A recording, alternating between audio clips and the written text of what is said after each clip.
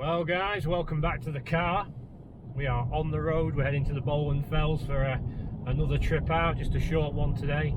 I've got a cup of coffee, I've got my cheese and bacon turnover from the service station, and I think we're good to go. So let's do it.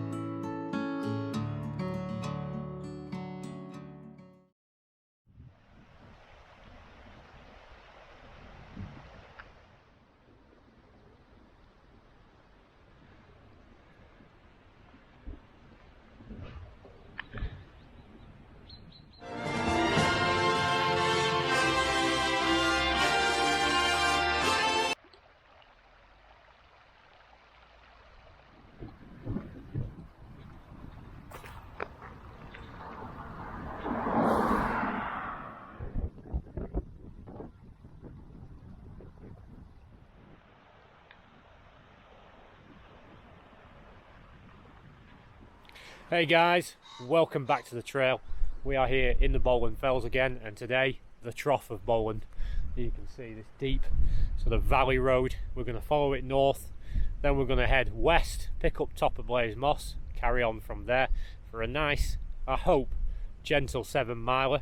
And it's just to scratch off a little piece of the Bowland Fells that we hadn't covered before, somewhere near Hareden Fell, if you know that video.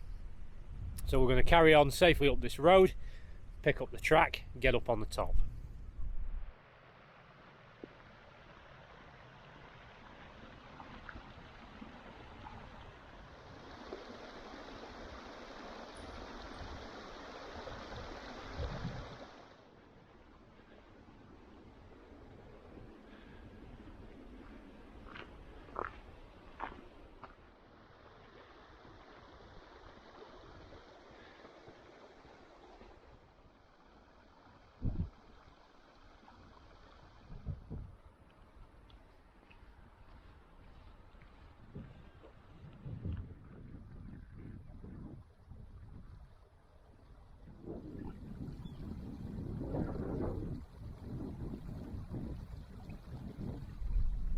I'm always seeing those kind of monuments whenever I'm hiking, little shrines to people who've died.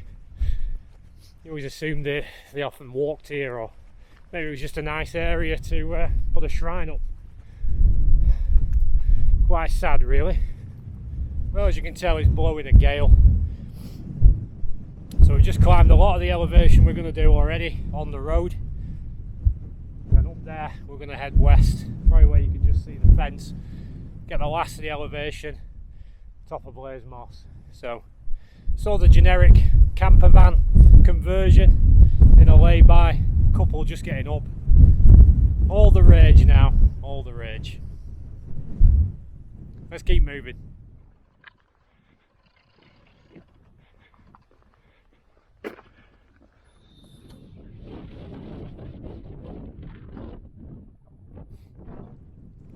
So there's no sort of set path here, there's no track, we're just going to follow the fence up onto the moss. It's about 420 metres, currently at 300, so it is quite a steep climb. The contour lines are densely packed, but it just looks like shrub, so we're going to power on up. It's probably about as high as we're going to get today, elevation wise, and look already, we're just a few metres up.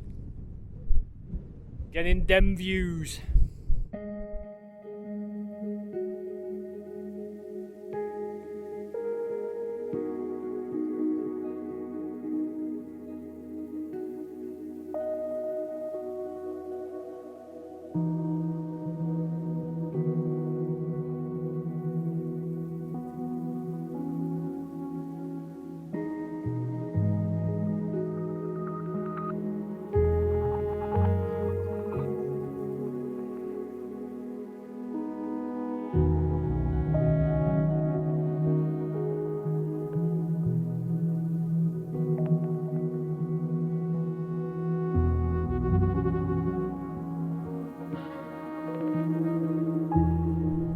So here we are at the top of Blaze Moss. I've recorded this twice now because we're having sound quality issues. Even the shotgun boom mic just can't handle the breeze, the gale that's being blown. The hat is in my pocket here. I didn't want to lose the merch, but it's beautiful. We've got a sign there you saw saying we've got to follow the sticks, the posts, to avoid blanket bog. Apparently it's sensitive, maybe it gets upset if you walk on it, I don't know. But we're going to follow that and we're heading towards Lingy Pits. Familiar turf. I do like the name Lingy Pits, it makes me chuckle. But you can see in the pan shot behind we have the Wardstone, familiar ground from previous videos, which means we're not far from the end of our trek through the Bowland Fells. We maybe got 1 or 2 more walks, and I'm excited to finish it off and move on to somewhere else. But fantastic, we're getting those familiar views now, which means we're seeing the Bowland Fells from all different angles, which is great. And I'd be remiss if I didn't point out Heysham Power Plant way over there in that direction. You're never going to get tired of me saying that. So we're going to get off the top of Moss, we're going to go down towards Lingy Pits, follow the valley, pick up some familiar trail, maybe have a break, take our time and enjoy ourselves. Nice easy 7 miles. Climbing up onto here wasn't that hard.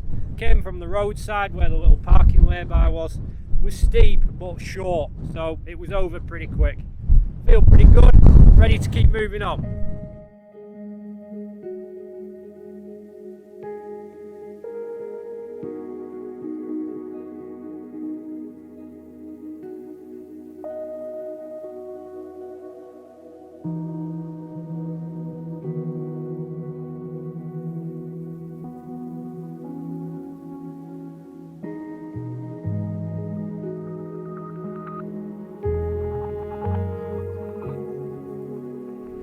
This big fella is Hawthorne Thwaite Top Fell. Again, previous video when I tackled that mouthful, I remember being up there. I think it was the Grisdale Bridge video. Hawthorne Thwaite Top Fell, what a mouthful. We're not going that way, thankfully. We're going to be heading down Lingy Pits. Going to get on to Holdren Moss next. Don't know what those sticks were about, the posts, they didn't go anywhere. So I've probably been very insensitive to the blanket bog moss. So I'm very sorry. We're going to carry on. Can't really get much talking done because of the poor sound quality. But I'm just loving the views, man. Never gets boring.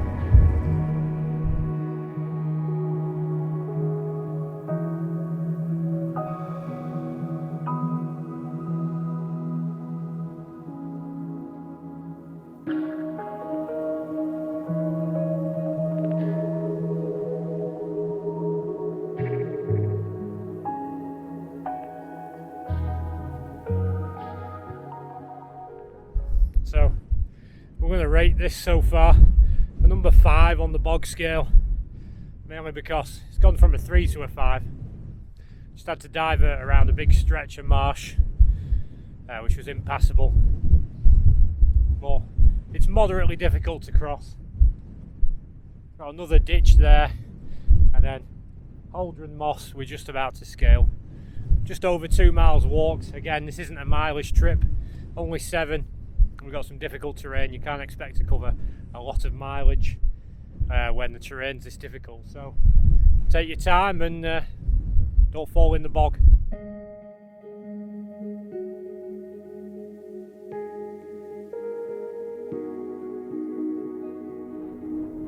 Little tree, all by himself.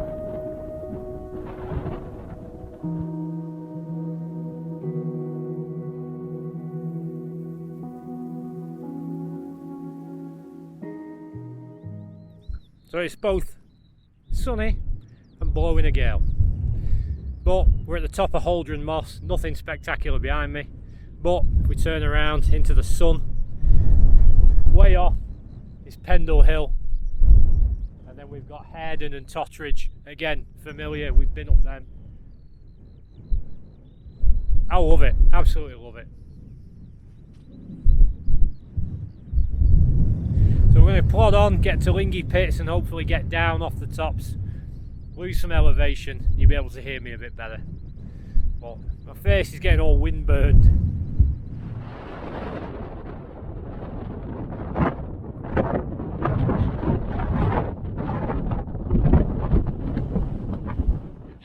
Right, I'm overdue a break. It's a hard slog, so I've got into this sort of ditch that I showed before. You get kind of scallops in the bog. So I'm sat on my mat. Wind's just coming over the top here, so you can still hear it, but you can probably hear me a bit better. I'm gonna have a quick brew, something to eat, and then we'll plod on.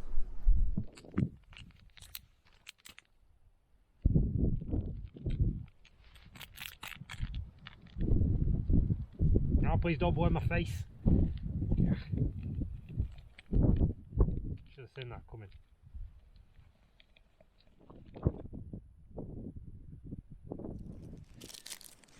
There we go, we're ready.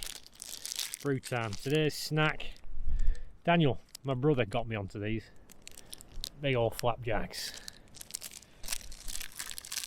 These are good, they got chocolate on. Always a winner.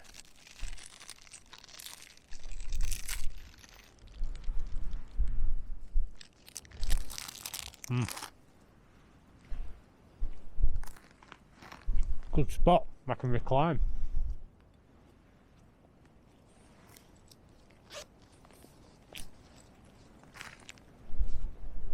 Tell you what I want to do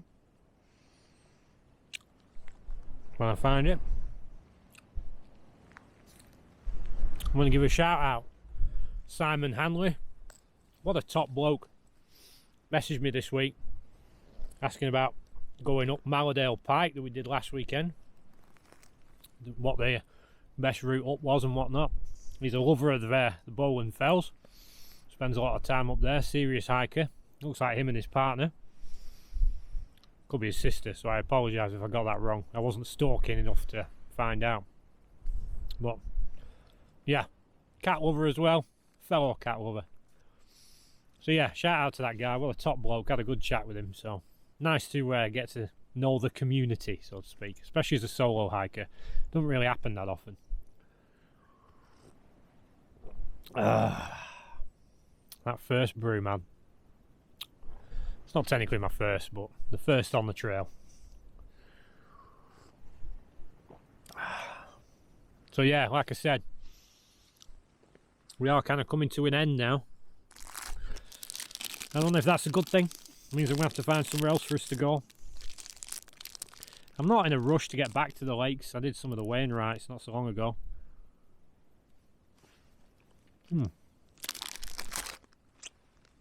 So busy. Beautiful country, but man, so busy with people. What I've loved about the Bowland Fells is I've hardly met anyone. There's people walking it, as we found out with Simon, but we're kind of doing it in our own time, in our own way. But next 2 weeks, I've got some time off coming up. Definitely going to try, if God's willing, to do the Gritstone Trail for you guys. We did it maybe 2 years ago during the pandemic. Charlie Vector 19er. Everything was closed, so I want to go back, do the route again, stop at the same place, do the whole thing again, show you how easy this 2-day hike can be for you. Maybe you're starting out on your first multi-day hike. The Gritstone Trail is just such a good start.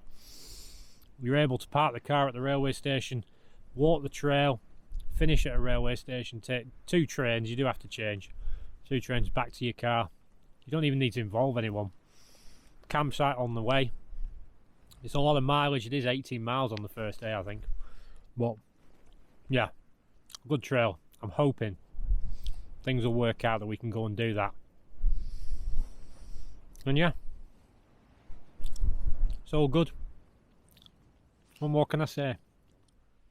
Started to think I could sit here indefinitely. So peaceful. Hence the reclining posture. Right, so I've drunk my brew. We've had the flapjack. Really is peaceful. It's kind of comforting knowing that really the chances of anyone coming past here are slim. Anyway, by the by, So we're going to carry on, follow the fence until we get to Lingy Pits. If we don't divert off there, we'll end up on that big fella, Hawthornthwaite Top Fell. Say that 3 times fast. So originally, when I did it, I took a gamble and followed the grouse butts, assuming that grouse butts would be located on a hill that you could actually go down. But when I came to him, it looked like it was just going to drop off.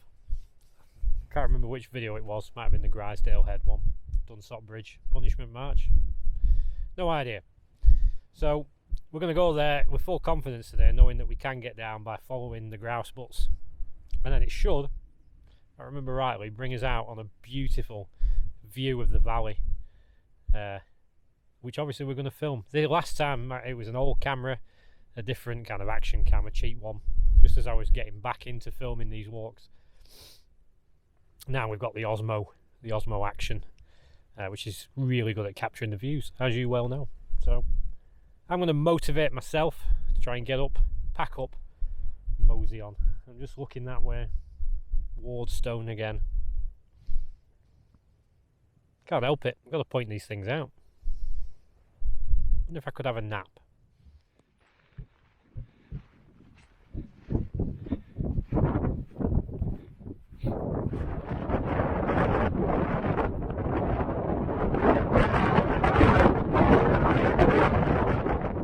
Well, the sun's gone in.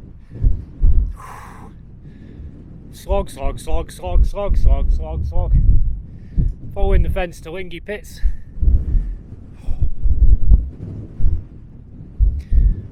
Tad bit breezy.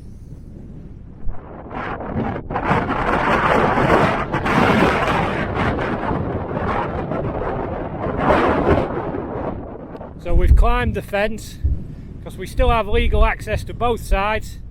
We've not damaged the fence in any way, so we're allowed to jump it. We're going that way, off Lingy Pits. On the map you can see the fence bows at the crest. Wow. We're going to strike south, find the first grouse butt, follow them to the track. Let's go. So you can see there's white blazes going that way. We're going to follow them.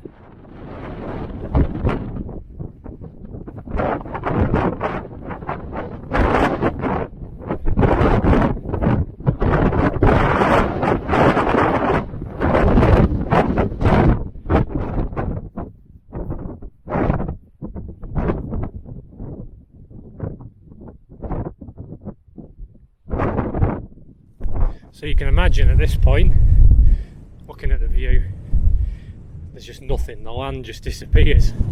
So back in the other video, I'm panicking now, thinking I'm going to have to go all the way back. Anyway, as you can see from the white blazes, the little posts, it's going to carry on down, and there's a track on the other side. We're going to pick that track up, and I'm seeing we're going to get some beautiful views.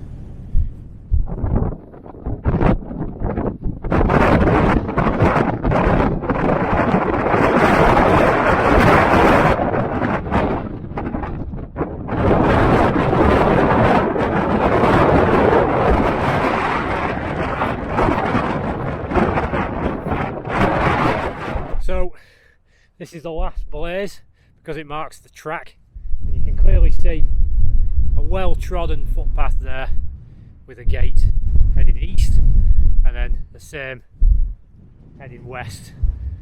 So we're taking the eastward one. This is going to put us on a parallel course to a public footpath. We're going to pick that footpath up all the way back to the car. So it's not a big trail, but it has been kind of arduous, especially with this wind constantly blowing. I'm hoping that now we're losing elevation, we might get a break, but it is a valley, so it could be blowing straight through. So we'll see how we get on. Let's get moving, get on the track, carry on that way. It's just overwhelming looking at that sheer mass of land.